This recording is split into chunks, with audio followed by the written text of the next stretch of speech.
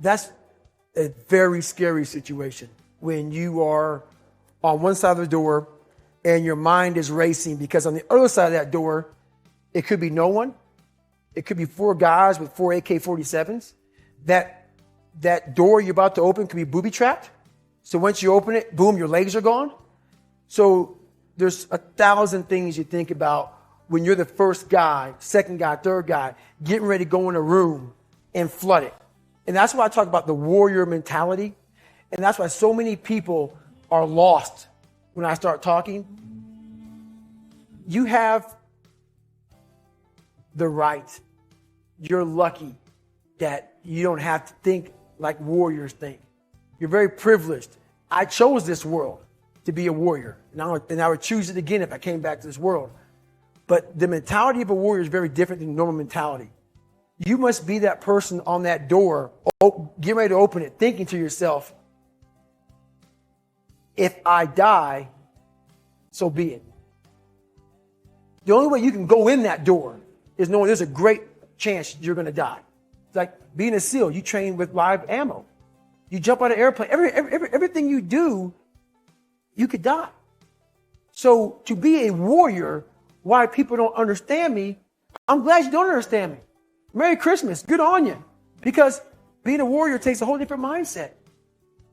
A whole different mindset to know that there's a great chance I may not be in the military. Like I was in for 21 years. I'm lucky. I'm very lucky that I'm alive, able to talk to you, able to still run. But when you sign up on that dotted line to be like a SEAL, your mentality changes. I may not live. You got to accept that. And that's the mentality you have. And that's what makes you a warrior. If you're scared to die, you're a bad warrior. Pulling up a lot of the dark side of me, but I'm also looking at the guys to my left and to my right, realizing that we're here together, man. And I have to be strong for them, and they got to be strong for me. A lot of people, either you like me or you don't, even in the SEAL teams. But when you get to that door, or you get on that mission, or you get an op, all that shit's out the door, man.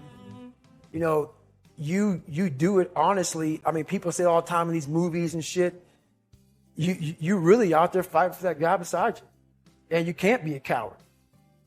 Because you know what? And this is how I look at everything I do now in life, and this sums it up. I hated jumping out of airplanes. I hated shooting guns. I hated the job as a Navy SEAL. But I did it because I wanted to change myself. Everything I do, I'm not really comfortable doing. But if you choose to go that route, to go be a Navy SEAL, you might as well go be the hardest motherfucker in the world. Because if you're choosing to do something, you have 2 routes. You can go there and be a little weak person and get through barely, and that's your reputation. Or you can go through the hardest guy you can possibly be, and that's your reputation. So my whole thing is, if you're going to choose to open that fucking door in Iraq or Afghanistan, open the motherfucker and go in hard. Because they're going to remember you by slowly opening it and peeking in.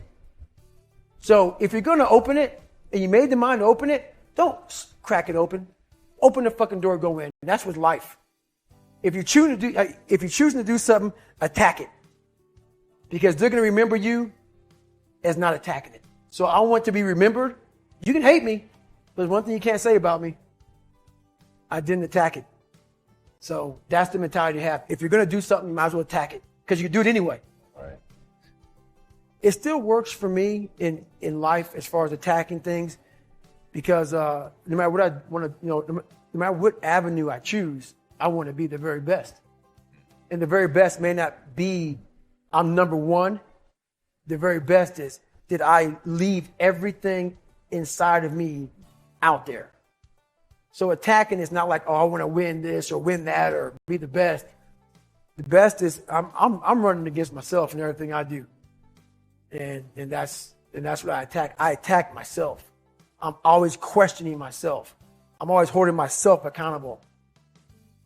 Starts with being self-aware, with being able to detach. Because if you can't detach from yourself, then you can't see yourself. And so people ask, how do you detach from yourself? How do you learn to do that? And a good drill for this is try to imagine the way other people see you and what other people are thinking of you. And one place where this happens, and it definitely happened to me, is when I started getting put in charge of things. I started thinking about other people's perspectives. What are they seeing?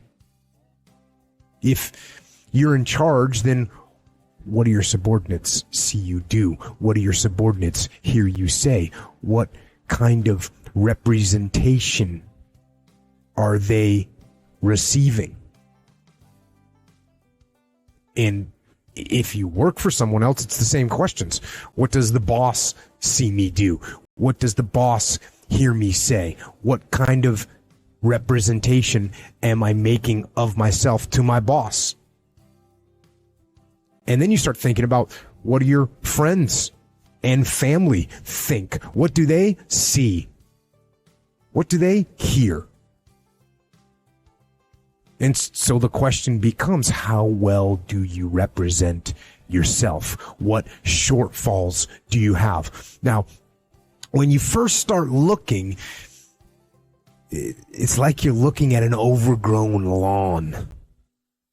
There are some big, obvious problems. So you do a broad, just kind of general cut of the grass. You fix some of the big, easy problems that are obvious. Or once you've done that, once you've gotten rid of some of those big, obvious problems, you notice some more detailed problems. So then you handle them. And once you've got those handled, you see even smaller and more detailed issues. So you start trying to fix them. And that's what you do with yourself. You continually detach, and then you look, and then you refine, and then you detach, and then you look, and then you refine, and then you detach, and then you look, and then you refine. That's what you do. That's how you get better. And that process doesn't stop. It can't stop, because if you stop refining, then the weeds grow back, and the next thing you know, you can't see yourself anymore. And when you can't see yourself anymore, when you stop looking at yourself, then you accept anything. And that's wrong. Don't accept the faults. Don't give yourself the benefit of the doubt. You've got to be your own harshest critic and hold the line. You don't get discipline from your parents. You don't get discipline from your parents, from your grandparents, from your older brothers and sisters. You don't get discipline from an external source. You have to get it from you. That's what self-discipline is. You get it from yourself. You get it from you. So there's people from every possible background, from no parents to crazy parents, to, drug addicted parents, to super squared away parents, and everywhere in between on that spectrum, that are completely disciplined people. More disciplined than anyone I know. It doesn't come from your parents. You don't inherit it. When I was 297 pounds and I was fat as hell trying to be a Navy SEAL, the scariest thing in the world to me, even to this day, was that could have been the rest of my life. I thought then I was trying hard. That's the scariest thing in the world. I thought then, 297 pound, working for Ecolab, spraying for cockroaches, making $1,000 a month. I thought that was me at my 100% potential. Come to find out, a few years later, I wasn't anywhere near that. 106 pounds less, graduate Navy SEAL training, went on to do all these other things. Looking back on that was me trying hard. That's why people got to understand what is in us we have no idea until we start trying hard.